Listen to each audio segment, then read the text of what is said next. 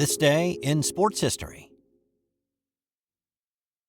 It's March 1st, and on this day in 2000, Rick Pitino went on an epic rant. By this point in his coaching career, Pitino was in his third season as the Boston Celtics head coach and the general manager. He had taken the job after leading Kentucky to an NCAA title, and the Celtics seemed to be a pretty good fit for him since he'd started his college coaching career at Boston University back in '78. But at this point, things were not going great for Pitino and the Celtics. Coming into that night's game against the Toronto Raptors, Boston had lost 9 of their last 11 and were well out of the playoff picture. But at least in this one, the Celtics looked like they were going to pick up a much-needed win. Their current big three of Antoine Walker, Paul Pierce, and Kenny Anderson had combined for 69 points, and they had a 94-93 lead with 3.2 seconds left in the game. But Toronto had the ball with a shot to win it. McGrady looking. Loops it in. Carter's going to get a shot off. He does. Got it! Carter wins the game. Now, Boston rookie Adrian Griffin played good defense on Carter. He had a hand in his face and forced him into a tough shot that Vinsanity just happened to bury. Well, the Raptors won the game 96-94, and the frustration that had been bubbling at the surface finally erupted after the game when Pitino took questions from the media, and he had to remind folks that the big three of yesteryear were not coming to rescue this team. Larry Bird's not walking through that door, fans. Kevin McHale's not walking through that door, and Robert Parrish is not walking through that door. And if you expect them to walk through the door, they're going to be gray and old. What we are is young, exciting, hardworking, and going to improve. People don't realize that. And as soon as they realize that those 3 guys are not coming through that door, the better this town will be for all of us. Because they're young guys in that room playing their asses off. I wish we had $90 million under the salary cap. Wish we could buy the world. We can't. The only way we can do is work hard. And all this negativity that's in this town sucks. Pitino's rant seemed to fire up his young team in the short term. Boston won 7 of their next 8, but the effect was short-lived. They followed that up with 9 consecutive losses, and they missed the playoffs. But while the legacy of this Celtics era is mostly forgotten, Pitino's meme-worthy rant continues to live on 25 years later. Hey, I needed to call a quick timeout to let you know that we're giving away a $50 gift card to Homefield Apparel. Have a favorite college sports team? Of course you do. You're listening to a sports podcast. Well, Homefield Apparel has all the great gear so you can support your team in style. Jerseys, hoodies, hats, and a whole lot more are available in your team's colors and insignias. So go to sportshistorynetwork.com/giveaways for your chance at a $50 gift card to Homefield Apparel. I've also put a link in the show notes. Now, let's get back out there. We've got more of this episode to do. While Pitino's words may have figuratively blown the roof off the Boston Garden that night, on this day in 1968, the actual roof of the Philadelphia Spectrum blew off. Well, part of it at least. And what started as a small, fixable problem turned into a political hot potato. The Spectrum was home to the 76ers and the Flyers, and also hosted a variety of events. The Sixers had the night off, and they were not scheduled to play another game until the 5th. The Flyers had played the night before, and then had taken off on a road trip to begin the next night. But the building wasn't empty. The Ice Capades were performing at the relatively new Spectrum on this night. The building had opened the year before, and during this performance, a storm whipped around outside and blew a sizable part of the roof off the building. The Ice Capade show was stopped, and no one was injured, but there was now a gaping hole above the arena floor. To those who seemed to know a thing or two about construction, the fix wasn't complicated. Flyers owner Ed Snyder said it could have been fixed in a day. Others said a week or 2. The problem became who was going to pay for it. Mayor James Tate surveyed the damage the next day, and he closed the arena indefinitely. Matthew McCloskey, a Philly Democrat, owned the construction business that built the Spectrum. He built it for the owner of the Philadelphia Eagles at the time, Jerry Woolman. Woolman ran out of money for the project towards the end of it, and so corners were cut, things were missed, cracks, both literally and figuratively, began to form. Republican Walter Annenberg published the Philadelphia Inquirer, and he got involved, suggesting McCloskey should pony up for the repairs. Mayor Tate and District Attorney Arlen Specter went round and round on the issue. Well, all the political wrangling and delays affected the sports teams who played at the Spectrum. For the Sixers, it was a pretty simple fix. They rescheduled their games to be played at the old Convention Center and the Palestra, which was and still is home to the Penn Quakers. But the Flyers were in a bit of a pickle.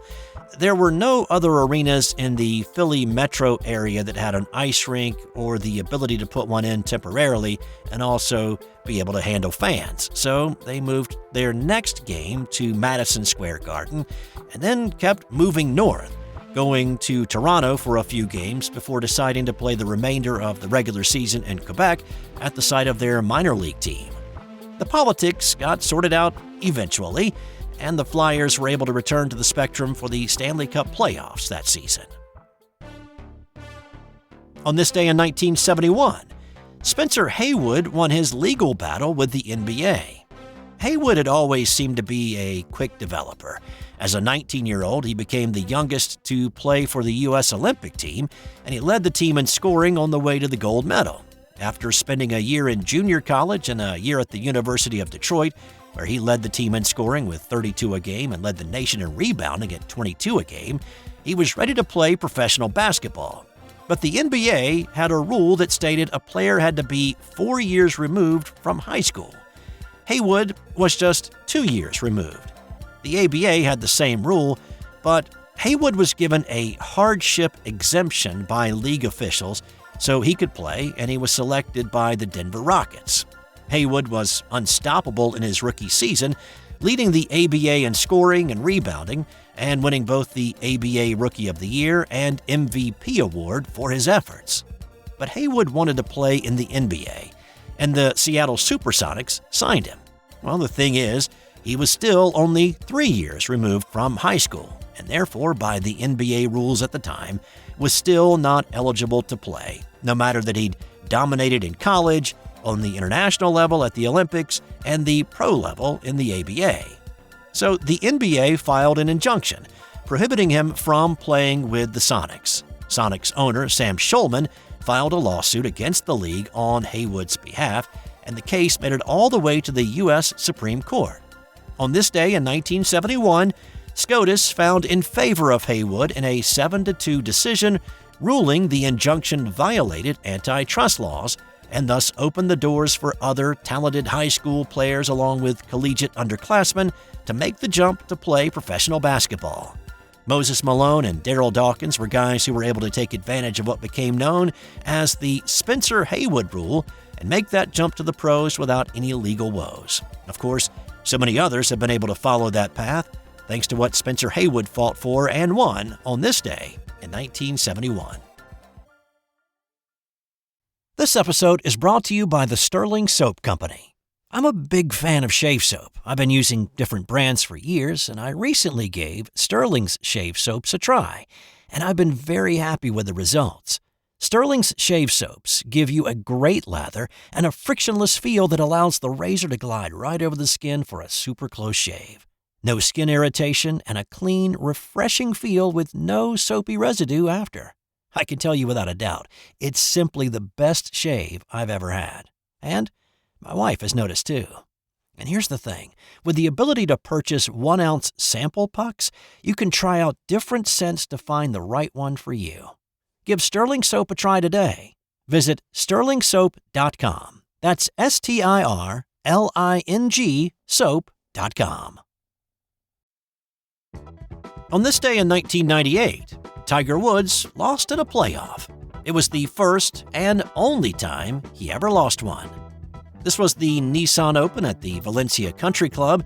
Tiger was ranked number 1 in the world and was the reigning Masters champ. He'd played in 2 playoffs as a pro at this point in his career, and of course he had won both of those. In fact, his first PGA Tour win at the '96 Las Vegas Invitational was in a playoff. Woods faced Billy Mayfair in the playoff on this day, and the odds were definitely stacked against Mayfair to knock off the world's number one. He had not won on the PGA Tour since '95, and he had only come out on top in one of his previous 5 playoff appearances in his career.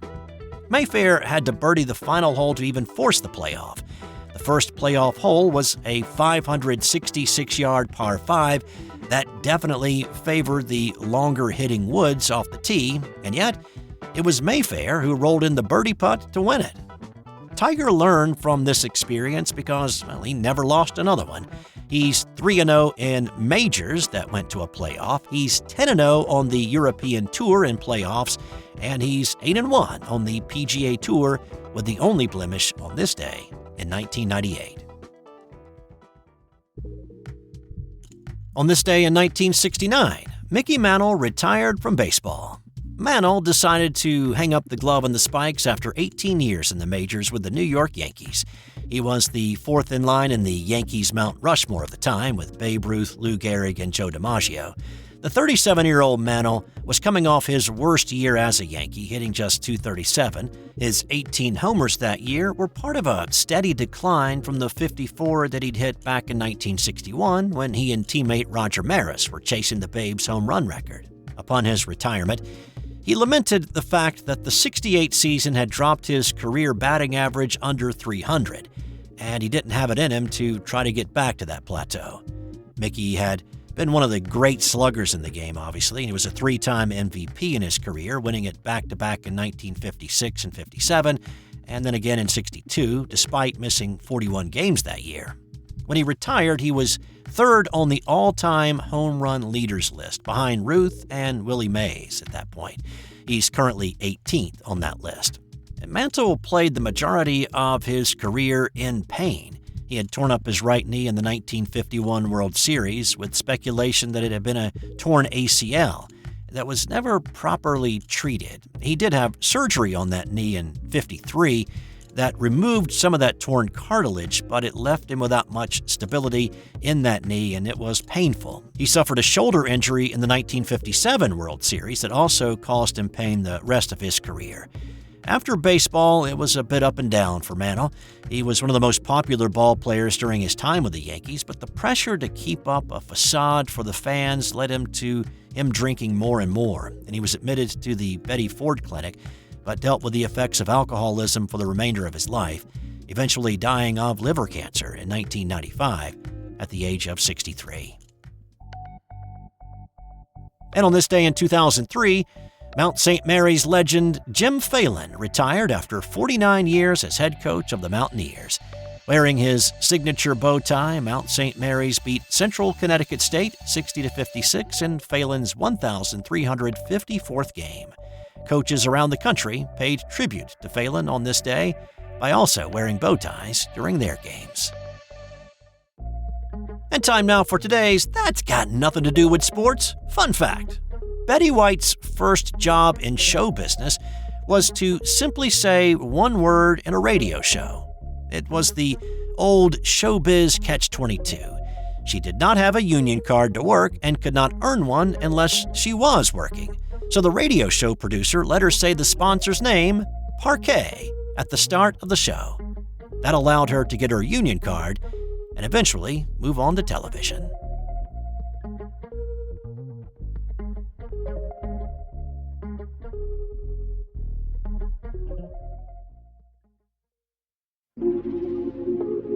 This has been an original Thrive Suite production.